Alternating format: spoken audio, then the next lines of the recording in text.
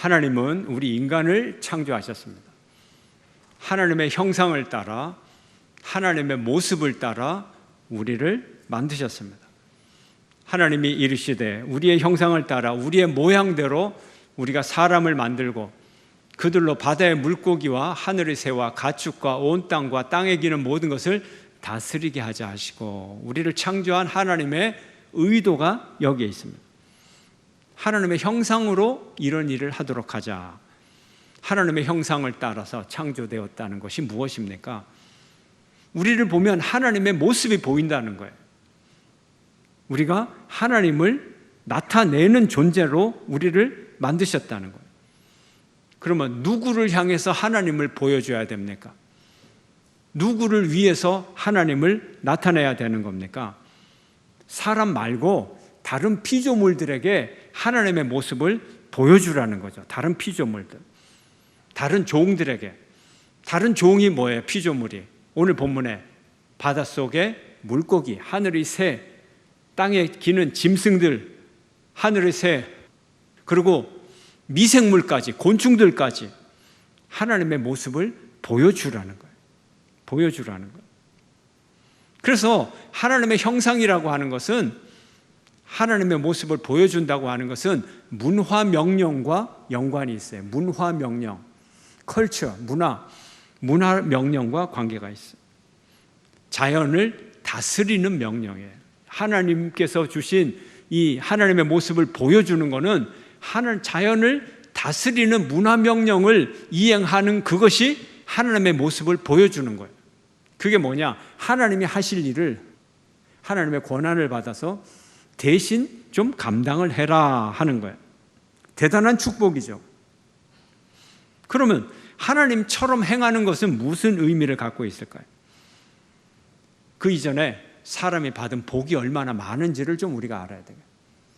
우리 인간이 받은 복이 뭐죠? 아까 이런 의도를 갖고 또 이렇게 창조를 하셨어요. 1장 28절에 보면 하나님이 그들에게 복을 주시며 하나님이 그들에게 이르시되 생육하고 번성하여 땅에 충만하라, 땅을 정복하라, 바다의 물고기와 하늘의 새와 땅에 움직이는 모든 생물을 다스리라 하시니라. 그리고 창조를 했어요. 생육하라, 번성하라, 땅에 충만하라, 축복받은 존재, 그리고 땅을 정복하는 존재, 다스리는 존재. 그러면 여기서 정복하고 다스리는 것이 하나님의 모습을 드러내는 문화 명령이에요. 그럼 무슨 뜻인가요? 정복과 다스림, 표현이 굉장히 강하죠. 정복하고 다스리고. 그래서 그렇다고 해서 이 정복 다스리는 것은 억압하고 착취하라, 이것은 아니에요. 다스린다 그러면 억압하고 착취한다고 생각을 하는데, 여러분, 억압을 하고 착취를 하면 어떤 일이 벌어지죠? 파괴가 생기는 거예요. 이건 다스리는 게 아니에요. 다스린다고 하는 것은 통치 행위거든요. 여러분의 통치가 오래 가기를 원해요. 여러분의 통치가 그냥 빨리 끝나버리기를 원해요. 억압하고 착취를 하면 이 통치 행위가 오래 가질 못해요. 그 나라가 망해버리잖아요. 다스리는 행위는요, 억압 착취가 절대 아니에요. 잘 보존하는 거예요. 잘 돕는 거예요. 그래야 이게 다스리는 게 되는 거예요. 우리가 이 점을 알아야 되는 거예요. 그래서 바다의 물고기, 하늘의 새까지 잘 보살피라는 거예요. 잘 보살피. 미국의 프로야구에 간 한 운동선수가 처음에 미국에 가가지고 자기도 모르게 어릴 때부터 밴 습관, 새가 있길래 이 야구 선수가 이 돌을 들어서 새를 던졌어요. 이게 매스컴에 보도되면서 이 선수가 큰 위기에 처했어요. 이게 다스리는 게 아니거든요. 다스리는. 하늘의 새까지 다스리라는 거예요. 땅에 움직이는 곤충까지 다스리라는 거예요. 여러분, 진의 지렁이까지 다스려요? 바퀴벌레까지 다스립니까? 물방개? 눈에 보이지 않는 토양 미생물. 하나님은 다스리라 그랬어요. 다스리라. 착취하고 억압이 아니라 잘 보존하고 관리하고 잘 다스리라 그랬어요. 그래서 하나님의 형상을 따라 만들었다고 하는 것은 이 세상에서 다른 피조물에 대해서 우리가 하나님의 모습처럼, 하나님처럼 제2인자가 된다는 거예요. 제2인자가. 엄청난 축복이죠. 부통령, 부회장이 되는 거예요. 근데 부통령, 부회장 제2인자는 항상 제1인자의 뜻을 따라가야 돼요. 부통령이 대통령의 발언에 대해서 난 그렇게 생각 안 하는데 그거 잘려요. 부통령 아니에요. 제2인자는 1인자를 따라가야 돼요. 존중해. 그래야 그가 진정한 2인자가 되는 거예요. 그래서 2인자 속에 1인자가 나타나게 되는 거예요. 사람은 하나님의 축복받은 존재로 모든 나무의 모든 열매를 먹을 수 있지만 딱 하나 예외, 동산 중앙에 있는 나무의 열매, 선악을 알게 하는 나무의 열매는 먹지 마라. 선악과는 먹지 마라. 이렇게 말씀하셨어요. 이 선악과의 의미가 있어요. 첫째, 최고의 자리에 올라가서 지배하겠다는 욕망. 이것이 선악과를 먹겠다는 욕망이죠. 선악을 심판하는 자리에 서겠다는 거예요. 선악을 심판받는 자리가 아니라 선악을 결정하는 자리에 가겠다는 거예요. 이게 무슨 뜻이냐면 의지하는 바가 곧 선이다. 의지하는 바가 곧 선이다 하면 무슨 뜻이에요? 최고 선의 자리, 그리고 최고 권력자의 자리, 최고 신의 자리에 올라가겠다. 오류 없는 절대 신의 자리에 올라가겠다. 이런 의미를 갖고 있는 거예요. 거칠 것이 없다는 거죠. 무조건 선이니까. 두 번째 의미는 욕망의 무한 실현. 욕망의 무한 실현. 마지막에 이 과일은 먹지 말라고 했는데 마지막까지 다 먹겠다고 하는 무한 실현, 욕망에. 인간으로서 당연한 오류입니다. 유한한 인간이 무한한 욕망을 실현하면 이것이 가능이나 하겠습니까? 불가능하죠. 유한한 인간이 절대 선, 절대 신 될 수 있습니까? 안 되죠. 불가능합니다. 한계가 있어요. 한계를 넘어가는 것은 죽음이에요. 그래서 선악과를 먹으면 죽는다는 거예요. 무한한 세계로 가면 안 된다는 거예요. 욕망의 시련은 삶과 죽음을 갈라요. 욕망의 시련은 한계가 있습니다. 경계선을 넘으면 안 되고 임계점을 넘으면 안 되고 한계선을 넘으면 안 돼요. 한계를 넘으면 죽음이에요. 통제 불능이 돼요. 회복 탄력성이 사라져요. 모든 것이 무너져요. 하나님은 우리 인간과 자연과 동물을 한계를 넘지 않도록 잘 보호하시는 분이에요. 그래서 하나님의 보호가 안식일법이에요. 안식일법. 일곱째 날은 내 하나님 여호와의 안식일인즉 너나 내 아들이나 내 딸이나 내 남종이나 내 여종이나 내 가축이나 내 문 안에 머무는 객이라도 아무 일도 하지 말라. 모든 사람이죠. 너는 물론이고 가족이고 아들이고 딸이고 여종이고 남종이고 가축까지 일하지 말게 하라. 그래야 우리의 회복 탄력성이 유지가 된다는 거예요. 한계를 넘어서는 안 돼요. 생명을 유지할 수가 없어요. 그리고 안식년이 있죠. 7년마다 한 번씩 돌아오는 안식년. 땅에게도 안식을 줍니다. 농사 짓지 마라. 그대로 내버려둬라. 근데 자연스럽게 열매가 맺혀요. 그러면 그거를 소득으로 잡지 마라 하는 거예요. 그거 네 거 아니다 하는 거예요. 네 게 아니고 그거는 짐승이라든지 여종이라든지 남종이라든지 가난한 사람, 고아, 과부, 나그네 이런 사람들이 와서 마음껏 먹도록 내버려둬라. 나누어라. 그래야 그 사회가 회복이 되는 거예요. 쉼없이 끊임없이 가난한 사람을 착취를 하면 그 사회가 어떻게 회복이 되겠어요? 그리고 희년이 있어요. 안식년을 7번 하면 49년인데 그 다음에 또 한 번의 안식년을 희년이라 그래요. 이때 종으로 전락한 이스라엘 백성들을 자유인으로 원위치로 다시 돌려보냅니다. 신분을 회복해요. 그리고 남의 땅을 자기의 소유로 한 것이 있으면 다시 이때는 원래 소유자에게 땅을 다시 돌려줍니다.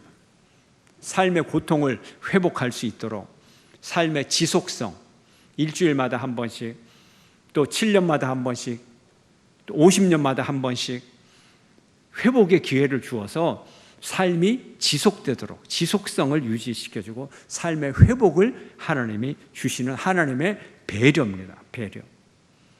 대한민국 공무원의 근무 규정을 보면 휴가의 목적이 뭐냐? 근무의 효율성을 높이기 위한 거예요.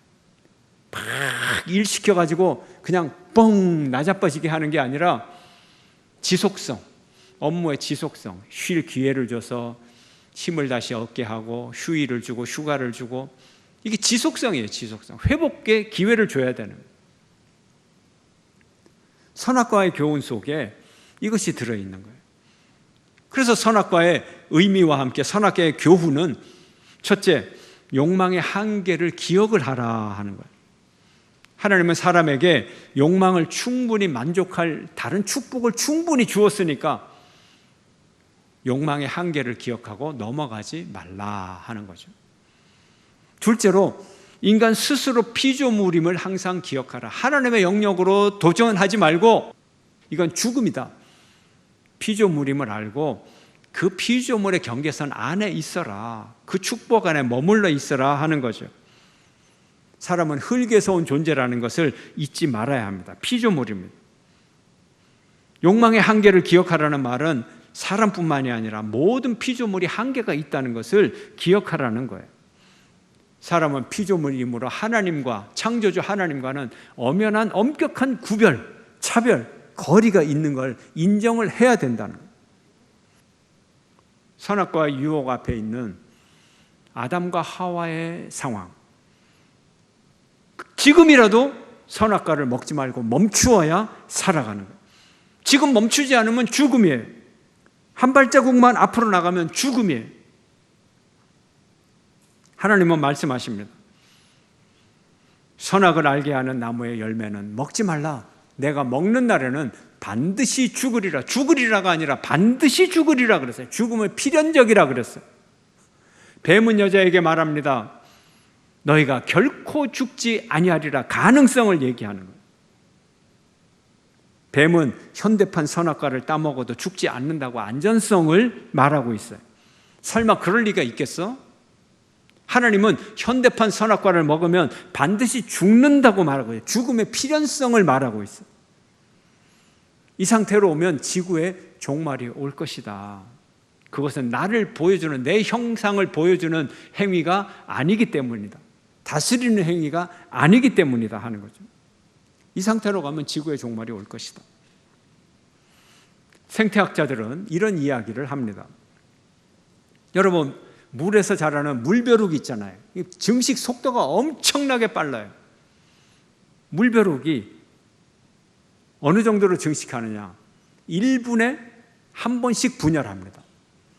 1분에 한 번씩 자가 증식을 합니다. 그러니까 한 마리가 1분이 지나면 2마리가 되고, 또 1분이 지나면 4마리가 되고, 이건 뭐 진짜 1분 만에, 대단합니다. 연못에 물벼룩들이 자라고 있는데 한 물벼룩이 회의를 소집했어요. 그리고 말합니다. 지금 비상대책이 필요합니다. 이 상태로 가다가는 우리 언젠가는 다 멸망해버립니다. 다른 벼룩이 말합니다. 무슨 소리를 그렇게 합니까? 호들갑을 떨지 마십시오. 아직 우리는 이 연못에 반밖에 차지 않았어요. 보세요. 반이나 남아있는데, 반이 남아있다고요. 반이.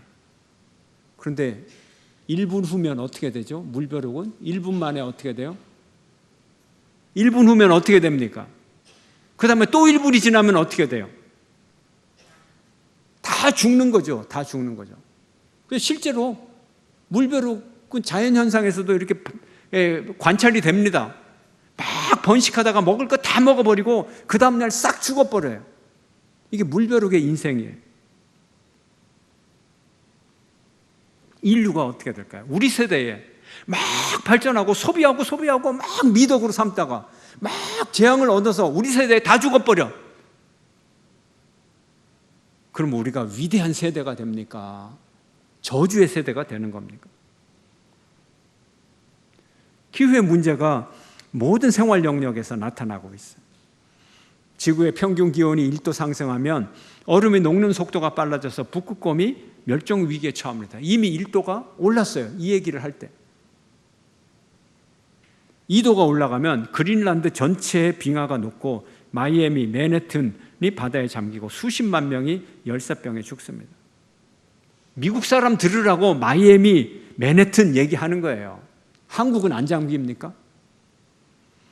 3도 올라가면 아마존, 지구의 폐, 아마존이 사라져버려요.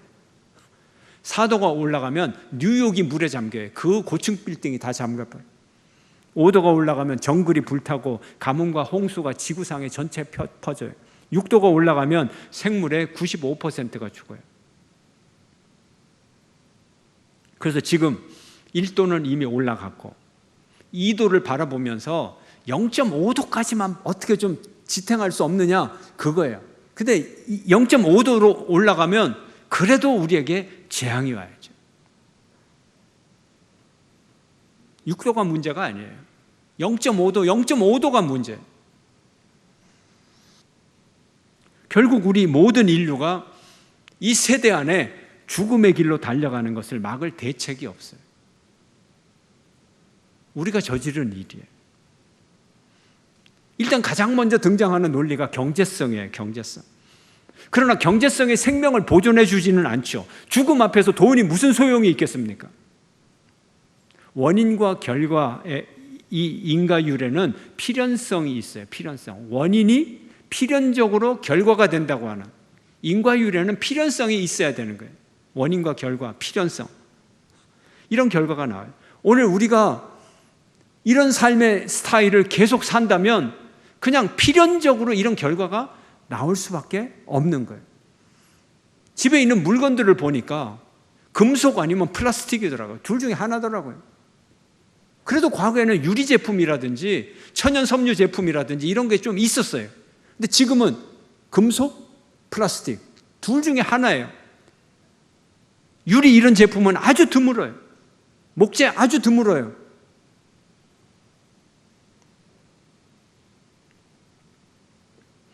우리 세대가 어떤 세대로 어떤 이름으로 불려지기를 원하십니까? 여러분이 죽고 여러분의 손자가 할아버지를 생각하면 이를 부득부득 갈면서 모든 걸 다 소비하고 우리가 쓸 것까지 다 낭비하고 우리한테는 빚덩이만 남겨놓고 간 잔혹한 할아버지 뭐 이런 식으로 여러분 행복하시겠습니까? 천국 가서 천국이야 가겠지만 찬송을 부르겠습니까? 천국 가서. 과연 이것이 하나님의 뜻일까요? 왜 지구의 자원을 우리가 다 써야 될까요? 우리가 흙에서 와서 흙으로 돌아가는 존재라는 것을 알아야 돼요. 우리가 흙으로 된 존재라는 것을 잊어서는 안 됩니다. 여호와 하나님이 땅의 흙으로 사람을 지으시고 생기를 그 코에 불어넣으시니 사람의 생명이 되니라. 우리는 흙으로 만들어진 존재. 그리고 각종 들짐승과 각종 새와 모든 동물을 하나님이 뭐로 지었어요? 흙으로 지었어요. 우리가 같은 존재예요. 우리가 특권층이 아니에요. 다만 우리에게 문화 명령을 주셨어요. 그들에게 잘 다스려라 하는 거예요. 하나님이 분명히 말합니다. 너는 흙이니 흙으로 돌아갈 것이니라. 확인을 또 하십니다. 흙이니 흙으로 돌아가라 하는 거예요. 자, 우리가 흙에서 왔어요. 그래서 오늘을 살아갑니다. 그리고 흙으로 돌아가요. 여러분, 이게 얼마나 큰 은혜입니까, 여러분? 그냥 가만히 있었으면 그냥 흙인데 흙에서 와서 흙으로 돌아가는데 지금 우리가 이 누리고 있는 하나님의 은혜와 축복은 얼마나 감사합니까? 얼마나 은혜예요. 우리가 무슨 자격이 있다고 이런 하나님의 축복을 받고 살아갑니까? 이미 우리는 엄청난 축복을 받은 존재예요. 그런데 하나님이 흙으로 만들고 뭐를 부어줬어요? 성령을 부어줬어요. 이제는 하나님의 영을 받아서 하나님의 사랑을 전하고 하나님의 영으로 온 우주 만물과 피조 세계와 함께 하나님의 은혜를 나누는 그런 시간을 우리가 보내면서 우리가 삶을 살아가야 돼요. 무슨 은혜가 더 부족해서 더 필요해서 또 착취하고 또 착취하고 또 소유하고 또 소유해야 되는 거예요. 우리 돈 많이 벌었어요. 섬유산업으로. 섬유산업이 공해에 미치는 영향이 몇 %인 줄 아세요? 6%입니다. 그리고 얼마나 우리가 부유하게 잘 살아갑니까? 그렇죠? 우리가 그냥 가면 이 우리가 섭취한 플라스틱이 미세한 분자로 들어와서 인공 심장이라든지 인공 관절이라든지 이런 데 먼저 붙을지 몰라요. 특성상. 지금은 우리가 뭐 고혈압에서 혈액 용해제도 먹고 하는데 그때가 되면 화학 용해제를 먹어야 될지도 모르겠어요. 뭐 어떻게 되겠어요? 우리가 하나님의 형상으로 지음받았다는 것은 흙으로서 하나님의 모습을 드러낸다는 거예요. 하나님이 되는 게 아니에요. 신이 되는 게 아니에요. 다른 존재가 되는 게 아니에요. 근데 우리는 지금까지 계속 하나님 쪽으로 그리고 신이 되는 줄로 착각을 했어요. 그게 아니라 이제는 하나님의 피조물 쪽으로 흙으로 가서 우리 모든 피조물과 연대하고 피조물에 대한 감수성이 있어야 돼요. 바다야, 너 많이 아프지? 물고기야, 너 많이 아프지? 그 많던 물고기의 종류는 다 어디로 사라지고 지금 몇 종류밖에 없니? 옛날에는 수백 가지 물고기가 있더니 이제는 왜 3마리밖에 못 살아남니? 감수성이 있어야 돼. 그게 내가 사는 길이에요. 우리가 사는 길이에요. 이번 8월부터 이달의 추천 도서를 다시 시작합니다. 한 달에 책 한 권 정도는 읽어야 교양을 쌓겠죠. 8월의 추천 도서는 타일러 라쉬의 두 번째 지구는 없다. 타일러 라쉬는 미국인인데 한국에서 활동하는 젊은 방송인입니다. 환경 분야의 전문가도 아니고 전공도 안 했고 환경 운동을 뭐 적극적으로 하는 운동 전문가도 아니에요. 근데 그가 환경에 관심을 갖고 이런 책을 썼어요. 이제 환경에 대한 관심이 전문가의 영역이 아니라는 거죠. 이 시대를 살아가는 모든 사람의 관심사가 되어야 된다는 얘기예요. 왜요? 모든 사람의 생명이 달린 문제니까. 내 생명이 달린 내 생명의 문제를 내가 누구에게 의지를 하겠어요? 누구에게 맡겨놓겠어요? 우리 각자의 다 같은 생명이에요. 모든 인류가 공평하게 가지고 있는 자기의 생명의 문제. 우리가 내 생명을 내가 지켜야 되는 거예요. 그러면서 정보를 공유하고 행동을 공유하자는 거예요. 믿음을 공유하자는 거예요. 내가 살아야 되니까. 당신하고 나하고 협조하는 것이 내가 사는 길이고 당신이 사는 길이에요. 이건 철저한 돈 문제, 경제 문제보다도 더한 우리의 지혜로운 목표예요. 궁극적인 목표예요. 이제는 우리가 모든 생명을 살리려고 하시는 하나님의 영을 받은 존재라서 하나님의 영을 받아서 뭐가 됐어요? 생영이 되었어요. 살아있는 영이 되었어요. 우리가 비록 진흙덩어리에서 왔지만 하나님의 성령을 받아서 이제는 생영이 되고 살아있는 영이 되고 다른 사람을, 다른 피조물을 살리는 영이 되고 진정한 생명이 될 필요가 있습니다. 그리고 하나님이 보시기에 좋았더라.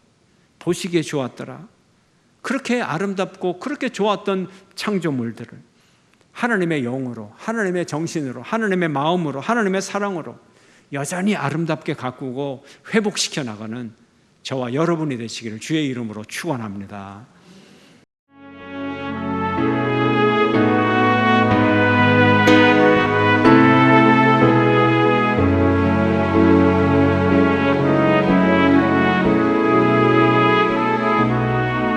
주님 앞에 섭니다. 모든 염려 주께 맡기고 주만